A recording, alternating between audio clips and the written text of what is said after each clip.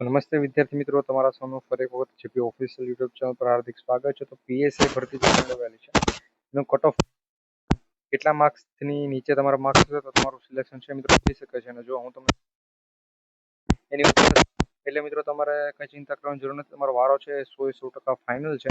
અને આનાથી નીચે છે તો પણ મિત્રો તમારો વારો છે આવી શકે છે. અને કેટેગરી પ્રમાણે કેટલા માર્ક્સ હોવા જોઈએ એની પણ ચર્ચા કરીશું.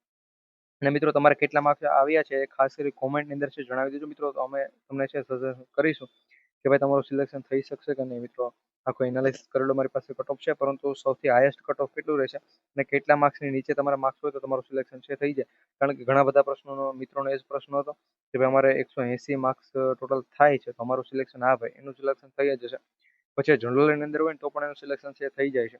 તો અહીંયા પરીક્ષા રદ કરવામાં આવશે કે ભાઈ શું કરવામાં આવશે? કારણ કે હાલ મિત્રો પરીક્ષામાં જે પ્રમાણે થયું છે એ પ્રમાણે ઘણા એમ કે પરીક્ષા રદ થવી જોઈએ, ફરી લેવી જોઈએ. કારણ કે મિત્રો એ બધાને પાર્ટ એની અંદર પણ મિત્રો ઘણું બધું અઘરું હતું. 40 માર્ક્સ જો લાવવા હોય તો મિત્રો એ પણ નથી આવી શકતા ઘણાને. એટલે બધા એમ કે પરીક્ષા રદ થઈ જવી જોઈએ. અને કેટલા માર્ક્સ વધશે તો મિત્રો હવે જે પણ વાંધા અરજી કરવામાં આવશે મિત્રો, આપણે બધા વાંધા અરજી પણ તમને પ્રશ્ન પણ સજેસ્ટ કરીશું. તો આપણે જીપી ઓફિસ એટલે કે Gujarat police official YouTube channel પરથી આખી ટીમ દ્વારા છે તમને પ્રશ્નો પણ સજેસ્ટ કરાશે કે ભાઈ આ પ્રશ્ન પર વાંધા અરજી કરશો તો મિત્રો એ પ્રશ્ન રદ પણ થઈ શકે અને એના માર્ક્સ આપણે વધારાના છે એડ પણ થઈ શકે. તો એના માટે GP official YouTube channel subscribe કરી બેલ નોટિફિકેશન ઓલ ઉપર સેટ કરી દેજો.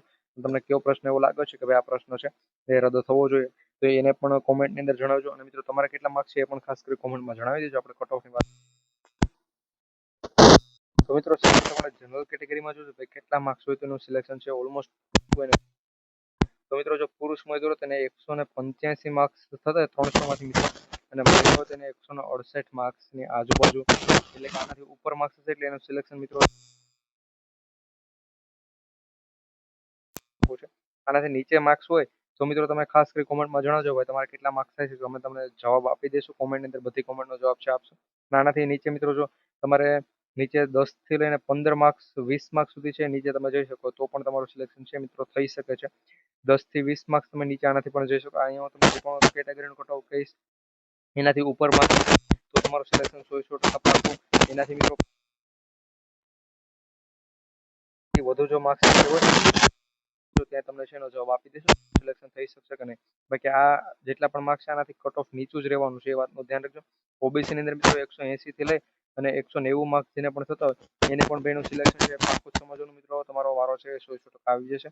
અને જો મહિલા ઉમેદવાર હોય તો મહિલાઓને 165 ની નીચે માર્ક્સ હોય તો પણ એનું સિલેક્શન છે થઈ જવાનું છે. 165 એટલે મિત્રો ઇનફ કહેવાય, ઓલમોસ્ટ થઈ જ જાય છે. ગયા વખતે પણ ભાઈ આ પ્રમાણે જ કટ ઓફ છે એ રહ્યું હતું. એસસી કેટેગરીની જો મિત્રો આપણે વાત કરીએ તો એસસી કેટેગરીની અંદર છે એ 180 પુરુષો મિત્રો 180 ની નીચે કટ ઓફ 180 તમારે કેટલા માર્ક્સ છે કોમેન્ટમાં જણાવી દેજો.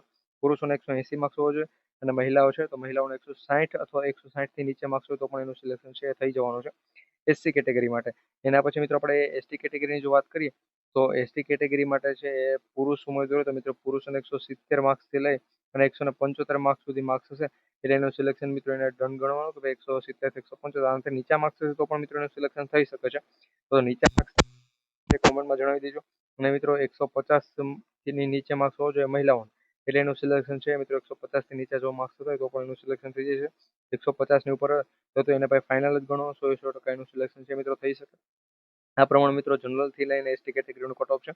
બાકી મિત્રો તમારે 8 માર્ક્સના જે પણ માર્ક છે મિત્રો વધવાવાળી વાત છે તો અમે તમને બતાવેલી દીધી હતી ભાઈ ન્યૂઝપેપર માહિતી આવેલી છે. તો એના પર મિત્રો વાંધા અરજી કરશો એટલે એ માર્ક્સ પણ વધી શકે છે. તો કયા પ્રશ્નમાં વાંધા અરજી કરવી જોઈએ ખાસ કરી કોમેન્ટની અંદર જણાવજો. વિડીયો લાઈક કરી તમારા કેટલા માર્ક્સ છે એ પણ કોમેન્ટમાં જણાવવાનું ભૂલતા નહીં. ચેનલ સબસ્ક્રાઇબ કરવાનું પણ ભૂલતા